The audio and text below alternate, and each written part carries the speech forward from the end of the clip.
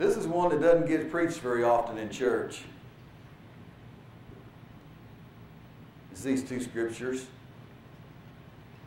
First of all, he starts out, and we'll translate that into just modern English. Just simply mind your own business. Stay out of other people's business.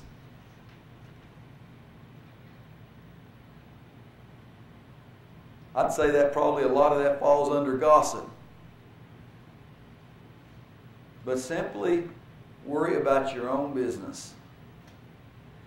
I found in my lifetime that I have enough trouble worrying about my own business without worrying about somebody else's. And you'll find around here that Brother Jerry tries to teach you to take care of your own business. And if I can help you, well, that's fine. But oftentimes I found that the best thing that you can do is take it to God in prayer. Take it to God. And to work with your own hands. I want you to know tonight that there is nothing shameful in having a job. Now, every one of us that's got a job hopes one of these days that we get to the point where one day we can draw a retirement check and we can sit back and take it easy. But for the time being, Brother Brian, there's nothing wrong with working. Not a thing wrong with working. In fact, I found when it comes to younger people, middle-aged people, young adults, that a lot of times, some of the things that takes and hurts more marriages a lot of times is somebody simply not having enough to do. The saying goes, an idle mind is the devil's workshop. And boy, is there a lot of truth in that. If somebody is depressed and they don't feel like ever going out and doing anything, I'll guarantee you that the longer they sit in their house depressed, the more depressed they'll get. Because the worst thing you can do is sit around and think about your problems. Because the more you think about your problems, the more they'll build, and the worse your problems will seem. It seems like there's nothing that the devil is any better at than magnifying problems. And if you don't think he's good at it, just watch the 6 o'clock news. Just watch the 6 o'clock news, and you'll find that the devil can make it look like that there is nothing but bad going on all over the United States. If they would take and focus upon the good stories out there, there'd be 20-to-1 good stories out there, or maybe more than that. But the devil has a way of magnifying the bad stories and making them look like that they are all that there is. Walk honestly toward them that are without, that you may have lack of nothing. And I want you to know that when we take and begin to live for God, that He will supply every need. When we do our best, He will supply every need that we've got.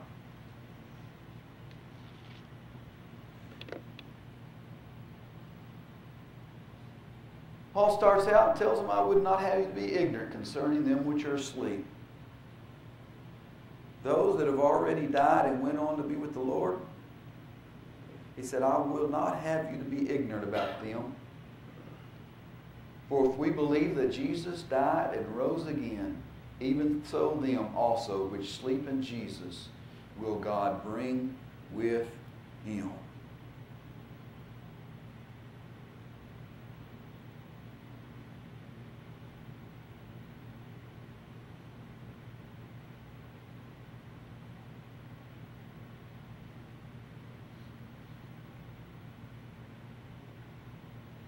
I believe we're in the book of Daniel, the last chapter, and I somehow or another I got that cut off. Brother Hodge, is it at the top of the screen there where you can see it, or is it? I can see the very bottom part of it, and it evidently is above and below the actual slide. But I believe it's the last chapter of Daniel, verses 1 and 2. It says, Michael, stand up, the great prince, which standeth for the children of thy people. And there shall be a time of trouble, which never was since there was a nation, even to that same time. And that thy time, at that time thy people shall be delivered, every one that shall be found written in the book. Now, as we begin in back to the book of Daniel, to understand what is being said in Thessalonians, we have to go to the prophecy of that Daniel had. And all the way through the book of Thessalonians, I've had key verses that I've said, be sure and keep these verses in mind. First of all, we started out with, who is this written to? It was written to the Thessalonian church. And then we've come across several times when it talked about the coming destruction that was coming, that they were going to be saved from. They were going to be kept from this destruction, this wrath that God was going to pour out. And I pointed out that they were looking to the destruction of Jerusalem when the temple would be destroyed and all things would come to an end that was in the old covenant. This was what they were looking at, was from the old covenant to the new covenant. This was all they were concerned about. And so as we begin to read in the book of Daniel, it begins to refer to this time of trouble, which as never was since there was a nation, even to that same time, and to that time thy people shall be delivered, every one that is found written in the book of life. If you'll go back and read the book of Josephus, the Jewish historian, and I recommend anybody that would like to read the book of Josephus to skip everything at the first of the book and go right over to the chapter that begins with the Jewish wars, because you'll get very exhausted and tired of reading before you ever make it to the best part. In fact, the good part, and the rest of it is hard to read through. I found a couple of things that was worthwhile to glean from it, but until I got to the Jewish wars, pretty well the biggest part of it, you could tore it out and just throw it away as far as I'm concerned. I just made myself read it. If you've ever done that, just made yourself read it just so that you could see what was actually there. And I did that. And that's kind of like reading through the genealogies in the Bible. I just pretty well have to, I'll be honest with you, I have to make myself read the genealogies.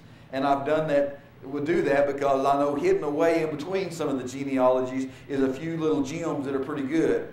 It'll stop and tell something and then go on to genealogies. And but I just wanted to I didn't want to be able to tell somebody that I've never read the Bible through. And so many times, I don't know how many times I've read the Bible through, but many times I've forced myself to go through the genealogy so I can remember where the good parts were at again. And that's the way Josephus is, the very first part of it. But if you start at the Jewish wars, you'll find that when Jerusalem was destroyed, Josephus said that after the first 3.5 years of siege that Rome come and brought siege upon Jerusalem, they pulled their armies back. And those Christians that were in Jerusalem had been told that when you see the armies encamped about, know that your redemption is nigh.